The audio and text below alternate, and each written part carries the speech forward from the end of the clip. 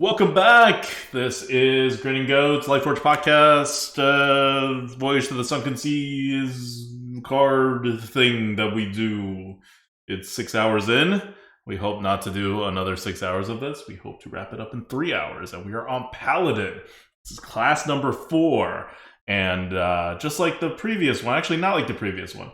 This one is like Hunter because we're starting off with the Leviathan. The Leviathan, which is the Colossal card for Paladin. And this is another honest to God, down to earth, better than S plus tier card that we're calling it S plus tier card. It's totally insane, and you win the game if you can never play it. It is a 7 mana card, 4/5 mech, Colossal, and it also has Rush, Divine Shield, and after it attacks, Dredge. So what's the other part of this body? Because that seems just okay. The other part of the body is a 3 mana, 4/2 Rush, Divine Shield. After this attacks, draw a card. So when you play it, you immediately get, remember there's only 7 mana, you immediately get a 4/5 Divine Shield Rush and a 4/2 Divine Shield Rush. And then you immediately dredge to set up your next draw, and then draw it. All on the same turn, nothing anyone can do about it. And you can keep doing this if your pieces don't die. But your pieces are hopefully going to die because one of your pieces only has 2 health. But that initial thing is 8 damage, and you still have a 4/5 and a 4/2, and you've drawn a card that you've dredged. This thing makes Twin Tyrant seem like trash. Like this thing makes Twin Tyrant seem terrible. You can direct the damage where this goes.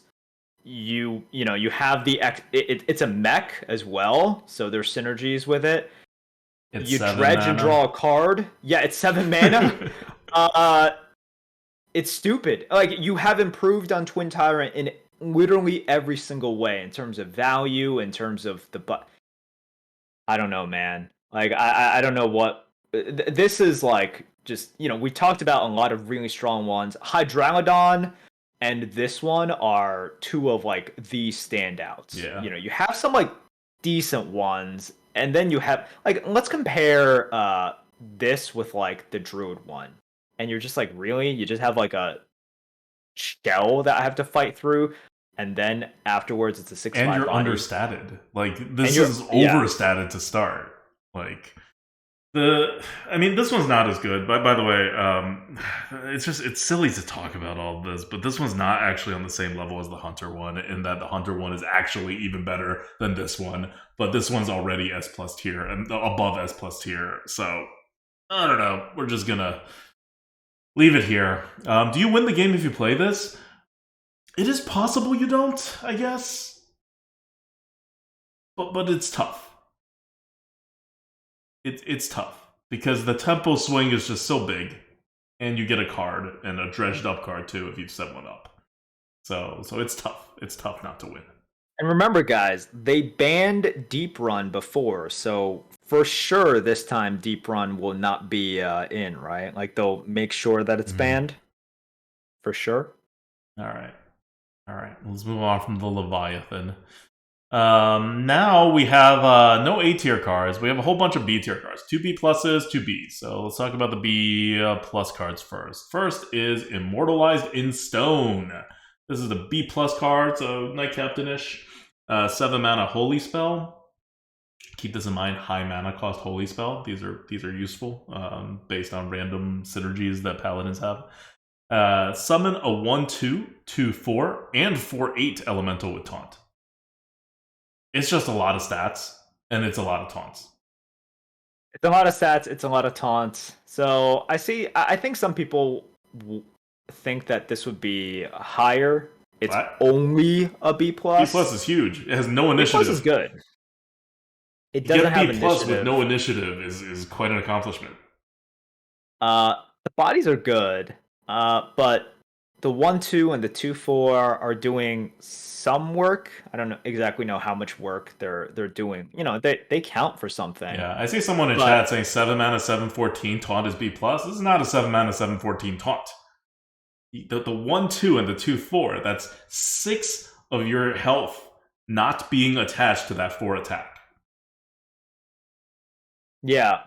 So look, I understand that some people are like, wait, split bodies are even better sometimes. And then sometimes you actually do want a 7/14 taunt. So it depends, right? But 1/2 taunts don't do that much. I understand people can talk about like annoy, try everything, but we put Knight Captain as a B plus tier. I think this is about the same. Like the amount of impact it'll have on the game is fairly similar to a Knight Captain. So that's where we're at, you know? Lots of stuff. All right, next one is a Asheron Mooncatcher.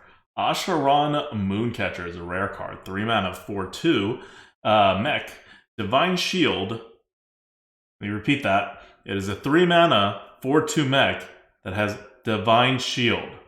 So remember when that Imp is a 3 mana 4/1 that summoned a 4/1? This is like that, but it has a mech tag and it has 1 more health. And on top of all that, it has Battle Cry. Put a Sunken Mooncatcher on the bottom of your deck. What is a Sunken Mooncatcher, you ask? A Sunken Mooncatcher is a 3 mana 4/2 Divine Shield with a Battle Cry. Summon a copy of this. So it's 2 4/2 Divine Shields for 3 mana. Now, before you jump down my throat and say, oh my god, this is absolutely absurd, blah, blah, blah, why is this only a B+, the Sunken Mooncatcher is not actually something you want to dredge up. Because you will rarely want what amounts to like 7 mana's worth of stats, 8 mana's worth of stats when you're dredging. Like, it's one of those has to be a tempo dredge moment. So you have a small window in which it makes sense to dredge that up instead of just a bigger card or something with initiative. And yes, this Asheron Mooncatcher's body is super good, super on curve, but on curve only goes so far these days. Over curve only goes so far these days. You see where we rated the 4 mana 7/7. Like, curve still matters, but what matters more is just playing something on curve. What matters less is being 1 stat above curve or 2 stats above curve. Okay. I don't know. Like, I could see this being a little bit higher, but meh.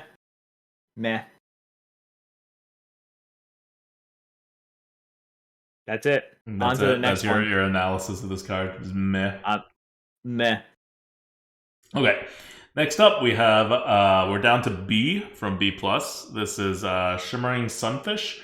Shimmering Sunfish is a 3 mana 2/5 beast, so on curve, as most Paladin cards are. Battle Cry, if you're holding a holy spell, gain Taunt and Divine Shield. It's a normal card, but if you happen to be holding a holy spell, all of a sudden it gets a Divine Shield, becomes overcurved, and also has Taunt for the hell of it. This is fine. I don't exactly. Did you calculate how often you're gonna have a holy spell in hand? Not specifically. Hell yeah. I imagine it is. I think I did 40% of spells as my assumption. So 40% of all spells, and then we have like the assumption of how many spells you have. Versus, okay. Wait, Yeah, hold on. Is this Paladin? I think 50% is what I use then, if this is Paladin, because they don't have a different spell school, right? I use 40% when there's 2 spell schools and 50% when there's only 1 spell school. Yeah. And then they also have like the Vicar, right, that generates holy spells and everything. You have a decent shot of it, so I think that's fine. Especially if you're able to play like a 3 mana 2/5 taunt Divine Shield on turn 3. That's huge. Yeah, so. But that's what's totally random about it, right? Because later on, if you can just like hold on to it and play it later, it's not that big of a deal. You played a 3 mana 2/7 taunt, so what? But it's a B, right? These are good. You're happy to have it in your deck. Okay.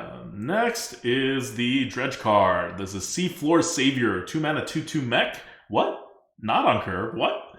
Battlecry, Dredge. If it's a minion, you can make sure it's a minion. Give it this minion's attack and health. So that's a +2/+2 on whatever you're dredging up and drawing into your hand the next turn. Pretty damn good. What's a normal 2-mana 2/2? I don't like D. D, like Yeah. barely a D.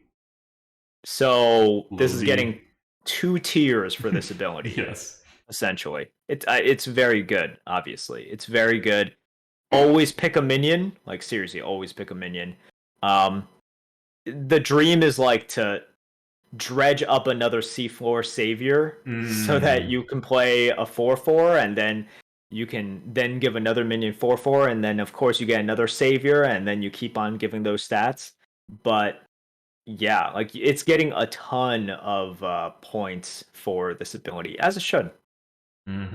Or, as the game is trying to set you up, what you're actually dredging up is what you just put down there in Asheron Mooncatcher on 3, then you dredge it up on 4 with a Seafloor Savior, and you can play it, and it will be like ridiculously large and duplicated minions. So yeah, but you know, that's a combo. That's not the easiest to trigger. You need all the pieces.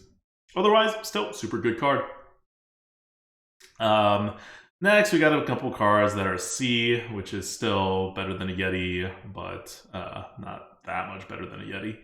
The first one is Bubblebot. Bubblebot, where are you, Bubblebot? You are a 4/4 mech. Battlecry, give your other mechs Divine Shield and Taunt. Like, you have mechs. Paladin is a mech class in this expansion. So, if you can get a mech to get a Divine Shield, that makes this super worth it compared to a Yeti. If you can't, it's a 4-mana 4/4, and it is not good. Getting almost like an entire tier for its ability, right? Yeah. Okay.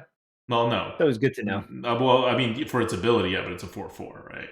So, yeah. So That's what I mean. Yeah. Right. The Garden's Grace is up next. This is another C tier card, 10 mana Holy Spell, 10 mana Holy Spell.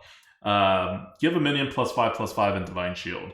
This costs 1 less for each mana you've spent on Holy Spells this game. The swings for this are so big. Now, I'm going to tell you guys one thing. If the Epic Bug were still around, I would have argued much higher for this. Like, significantly higher. Because I think I explained it. The way that the math almost always works out, unless, you know, for strange situations. Once you have played the first Garden's Grace for however much mana, the second Garden's Grace is always free. Now, we don't have to worry about that anymore because you're probably not drafting any, but this is one that is like super mega snowball, right? So the second one is going to be crazy good, and then you like keep wanting to get more. But now that you won't draft it, it's like you probably won't take the first one out of like Vakar. So if you never start it up, it's like if you never take the first Dragon Synergy, you're not going to take the second one, you're not going to take the third one. So I don't really have much of a worry there. But you'll certainly have like quite a few holy spells. Immortalized in Stone is one. You know, you still have the Vakar, who is going to create holy spells for you. So it's fine. It's okay. It's just not consistent, and especially without the Epic Bug, it's really not consistent. Okay. The Legendary is the last non-F tier card that is in Paladin, and it is also C tier, a little bit above Yeti. It's a 2-mana 2/3 Katari Lightblade. So on curve, Croc. After you cast a holy spell on this, cast it again on another friendly minion. So got a little upside if you can get it going, but it has to be a holy spell that, you know, buffs it somehow, and you have to have another minion. So this is getting a bit of points for this ability because the ability is not impossible to trigger, and it has a pretty big effect if it does trigger. Yep. Remember, a 2 mana 2/3 is like a D. It's a high D, but it's a D, not a D plus, and this is a C. All right, now we're done with the C tier cards. On to F. Don't take these cards. First one. We're jumping. Yeah. It's bad. Do not take 1 mana holy spell. It's called Holy Mackie Roll. Restore 2 health. Repeatable this turn. Don't do it. It's actually look. I don't exactly know if it's like an F. I think it's kind of usable. I don't know. I just don't really care once it gets really low and it's a bad card. It's like I'm not gonna argue super hard if it's like a F plus or if it's whatever. It's not great. Okay, it's definitely not great. But look, I think health is valuable. Health is valuable in this meta, more valuable than before. I've said it quite a few times, so it's not terrible. On to the next one. For 1 mana for 2 health, like that is a crappy rate, and it sets you back in tempo, and you're just getting hurt more. So you have to take some damage, stabilize, and then play this. All right. The rate is fine, like it's okay. Like think of Witch's Brew. Witch's Brew is terrible. Witch's Brew is one of the lowest win rate cards in Shaman. This is better than Witch's Brew in terms of that it's more flexible, but it's the same idea. This is an F tier card. I don't know, man. Witch's Brew saved a lot of people back then. Mostly because I was trying to smoke them down, but I guess quite a few things can be good when you're trying to smoke people down. Anyways, on to the next one. We have go for it. Radar Detector. This is a 2 mana epic spell. Scan the bottom 5 cards of your deck. Draw any mechs found this way, then shuffle your deck. Oof, man. So you gotta spend 2 mana, you gotta spend a card, and then you're scanning. Did you put mechs? Well, even if you just put like a mech there, congrats. You still spent a card to do it. You need a lot of mechs, man. You need a lot of mechs, and you also have to be fine with spending the 2 mana on top of the card in order to do this. That's a lot. That's a lot to for this effect. You need 2 mechs. You don't have enough mechs that you can feel good about it by putting 1 mech down there and having this worth it. So the idea behind this card is if you put something down there that is a mech, it's going to be good. You're going to want it. Think that that 3-drop that you could put on there that is effectively a 6 mana card or even a 7 mana card, and you can bring it out and you can play it, right? That's huge. But at that point, you're spending 5 mana in a combo to play a 7 mana card. But you may get some other mechs and get it, but that's the combo. This card cannot be played until you do that. So it's an epic card. You'll know what decks can use this card. You'll know it if you have it. You will almost never have that because this will never be worth it unless you have enough cards that you can reliably draw the cards that put the mechs down in the bottom. But if you do have those cards, then this is fine. Like if you have a deck with 4 cards that puts mechs in the bottom of your deck, then Radar Detector is a totally decent card because it's just a draw, and you're going to draw some good tempo to make up for the 2 mana cost. But if that's not what your deck is, and the vast majority of your decks won't be like that, this is unplayable. All right, cool. That's Paladin. All right. So this is not good. This is not good for Paladin. You made the thing. Well, we have a whole bunch of B cards. It's all playable cards. But by Paladin standards, this is one of the weakest Paladin sets that have come out in my memory that I can remember recently. That being said, it's not like Paladin is going to be bad because the last expansion, Alteric, was ridiculously good for Paladin. And Alteric is still going to be around, so Paladins are going to be just fine. But this set, as far as Paladins go, like, Paladins usually just get so much more broken stuff. And they do not have any broken stuff here. This is all just, like, solid, good stuff. Yeah. So if you just contrast it with, Alterac Valley, we had Brasswing, we had Templar Captain, we had Bridge, right? Like, those are things that are really, really good. Literally S-tier cards. Yeah, so these are not it. Like these, you have some combos. Once again, you're not going to get that many chances to dredge. Not as many as I think you guys would like. So, uh, you just have some like okay minions, right? You're going to sometimes play a Sunfish that won't get Divine Shield and Taunt.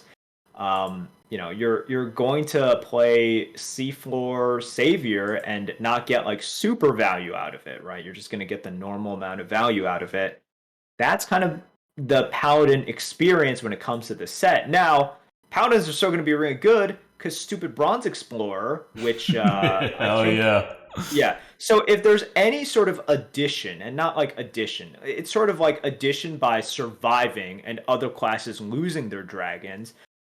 Bronze Explorer is like the best common Paladin card that there is, and your Paladins are going to play in much the same way that they are going to right now. They're just going to try to cheese dragons. Mm-hmm. So original. And Cheese dragons and play really strong buffs. and guess what'll help them get there to their large dragons and their, 8 mana rush that generates 5/5 taunts? It's immortalized in stone with its 14 taunts split across 3 minions and overstatted 7 drop.